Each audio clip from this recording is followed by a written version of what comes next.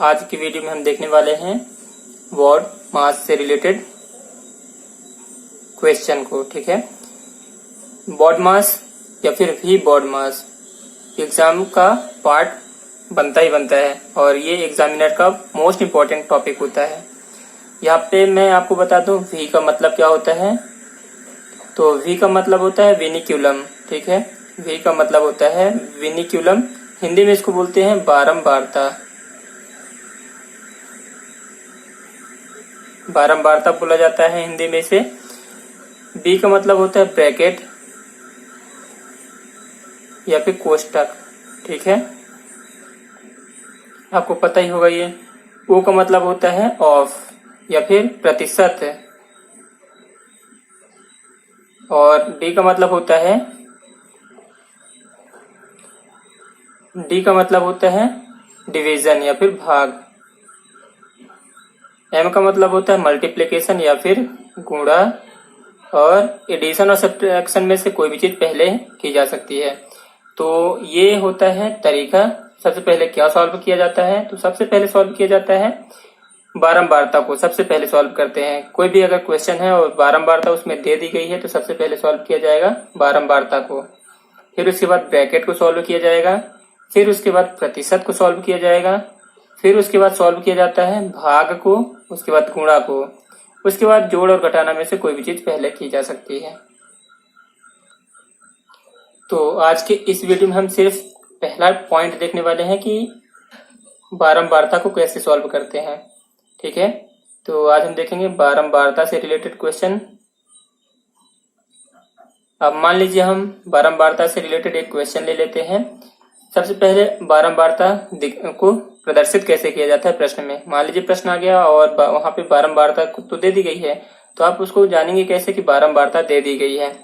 तो बारंबारता जैसे आप मान लीजिए 0.33 का बार दे दिया है। ठीक है, तो आप इसको क्या बोलोगे, बार आप बार बोलते हो। ठीक है, लेकिन इसे बारंबारता बोला जाता है। 0.33 का बार हो गया। तो अगर किसी प्रश्न में बारंबारता का क्वेश्चन है तो वो ये पूछता है इस टाइप से कि इसको आप P/Q के फॉर्म में लिखो, P/Q के फॉर्म में लिखो। इस तरह से लिख के बताओ इसको, तो परिमेय संख्या के फॉर्म में। तो आप कैसे लिखोगे परिमेय संख्या के फॉर्म में, इसी को मैं आपको बताने वाला हूँ कि इसको सॉल्व कैसे करते हैं।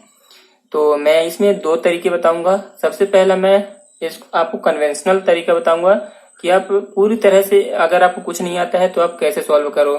फिर उसके बाद दूसरा बताऊंगा कि ट्रिक से आप इसको कैसे सॉल्व करोगे। ठीक है, तो शुरू करते हैं। पहला हम एक उदाहरण ले लेते हैं। ठीक है, उदाहरण के तौर पे हम ले लेते हैं 27.17 का बार।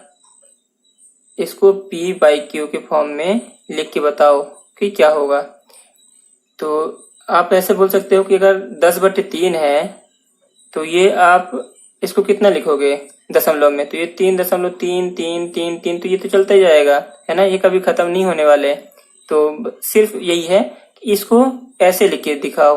पूछना ये चाहता है इसको इस टाइप से लिख के दिखाना है। तो चलिए शुरू करते हैं इसको। ठीक है, 27.17 को। तो सबसे पहले कन्वेंशनल तरीके में मैं मान लिया x हमारा है 27.17%। ठीक है, 27.17 देके मान लिया x बराबर 27.17 है और ये हमारा समीकरण 1 मान लिया इसको। ठीक है, फिर उसके बाद मैंने क्या किया कि अब यहाँ पे 0.17 है ना। तो मैं क्या करता हूँ कि इसको मैं ऐसा किससे गुणा करूँ कि इसका 1 बाहर निकल आए, है ना। तो मैंने यहाँ पे क्या किया कि समीकरण 1 में 100 का गुणा कर दिया। तो 100 का गुणा करने पे क्या बन जाएगा, 100x बन जाएगा ये, और बराबर कितना हो जाएगा ये 27.17 का बार तो कभी खत्म नहीं होता है, तो फिर से बार वहां पर वापस आ जाएगा, है ना। तो ये बन गया। अब इसके बाद क्या होगा, इतना तो बन गया। आप क्या कीजिए, आपके पास यहाँ पे भी दशमलव का 1 था और यहाँ पे भी दशमलव का 1 था। तो अब आप दिमाग लगाइए कि अगर इस इसमें से अगर इसको आप घटा देंगे तो आपका बार वाला जो सिस्टम है या फिर विनिकुलम जो है वो खत्म हो जाएगा, है ना। तो क्या बचेगा, आपके पास क्या था 100, इसमें से इसको इक्वेशन नंबर 2 नाम दे दीजिए, है ना। तो अब 2 में से आप 1 को घटा दीजिए। 2 में से समीकरण 1 को घटाएंगे तो क्या आ जाएगा, 99x बचेगा, है ना। 100x में से 1 चला जाएगा, x ऊपर वाला चला जाएगा, तो क्या बचेगा 99x बराबर क्या आ जाएगा यहाँ पे 2717, है ना। 0.17 का बार था माइनस 27.17 का बार, है ना। फिर अब क्या होगा, इतना तो आ गया, तो अब इसको और सॉल्व करोगे आगे तो ये क्या आ जाएगा 99x इक्वल्स यहाँ पे आ जाएगा 2717 वाला जो पार्ट था वो चला जाएगा, इस दशमलव से ये चला जाएगा, माइनस में आ जाएगा सिर्फ 27। ऐसे सोच सकते हो, ऐसे सॉल्व कर सकते हो इसको। दशमलव दशमलव के बाद जो था वो पूरा खत्म हो गया।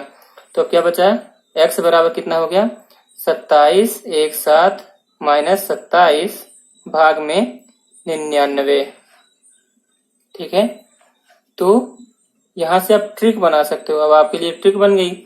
इसका तो आंसर ये आ गया, है ना। यहाँ पे आंसर आ जाएगा। इसको और फर्दर आप सॉल्व कर सकते हो। मैंने फर्दर यहाँ पे सॉल्व नहीं किया है, तो आप आगे सॉल्व कर सकते हो इसको।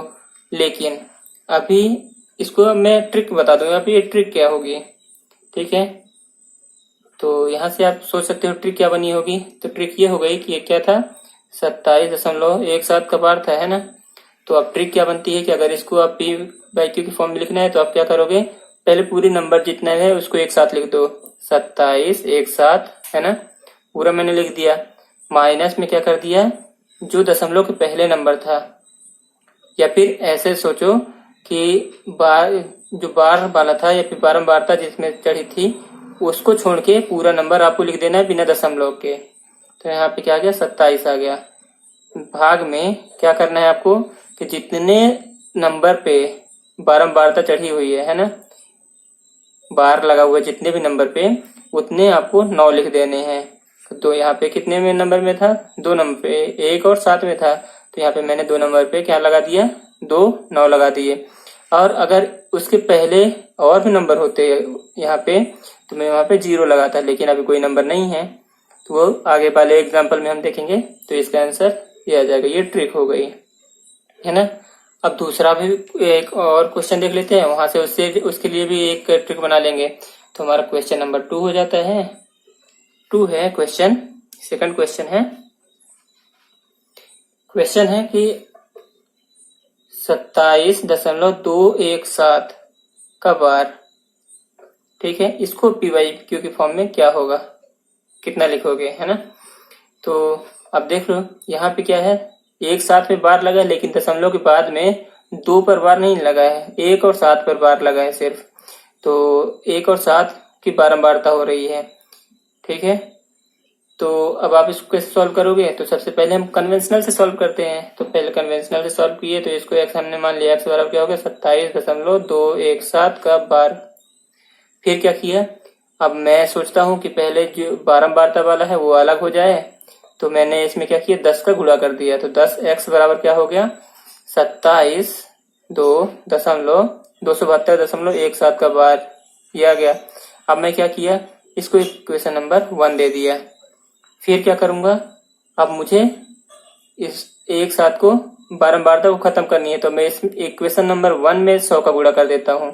तो मैंने यहाँ पे 100 का गुणा कर दिया, तो 10x में 100 का गुणा करूंगा तो क्या हो जाएगा 1000x बराबर क्या आ जाएगा 27217.17 का बार। ये हमारा अब सेकंड इक्वेशन बन गई। अब 2 में से 1 को घटा दूंगा तो क्या बन जाएगा 990x बराबर आ गया 27217.17 का बार माइनस 272.17 का बार, ये बच गया इतना। ठीक है, अब क्या किया, इतना था तो यहाँ से x मैंने लिख लिया, तो x बराबर क्या हो जाएगा, दशमलव के बाद जितना दशमलव के बाद के नंबर तो बराबर है, तो ये दोनों क्या हो जाएंगे, कट जाएंगे।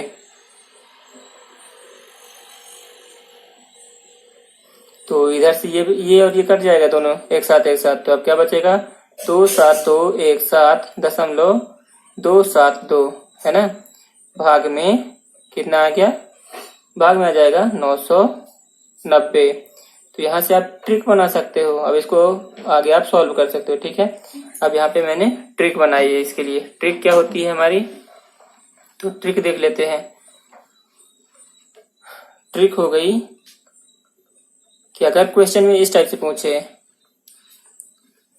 दे के रखा है 27.217 का बार, इस टाइप से अगर क्वेश्चन पूछता है कि दशमलव के कुछ नंबर पर बार नहीं होता लेकिन बाकी के नंबर पर बार है, तो अब इसको सॉल्व करने के लिए p/q के फॉर्म में क्या बनेगा, तो ये बनेगा पूरे नंबर को एक साथ पहले लिख दो बिना दशमलव के, तो ये कितना हो जाएगा 27217, ये लिख दिया मैंने। फिर माइनस करना है बार वाले को छोड़ के, और जितने नंबर होता है उसको आप लिख दो, बार वाले को छोड़ो, बार ये था इन दोनों में, इसको छोड़ दो, और